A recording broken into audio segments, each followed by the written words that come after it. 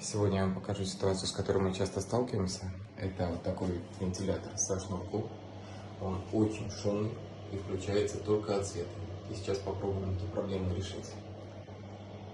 То есть мы будем менять на вот такой вентилятор Авента с декоративной накладкой и поставим радиовыключатель, чтобы можно было выключать дополнительно его, например, вот здесь. Вот снял вентилятор. Вот это старый вентилятор, на нем была сеточка. Сеточку никогда не ставьте, вся грязь собирается на ней.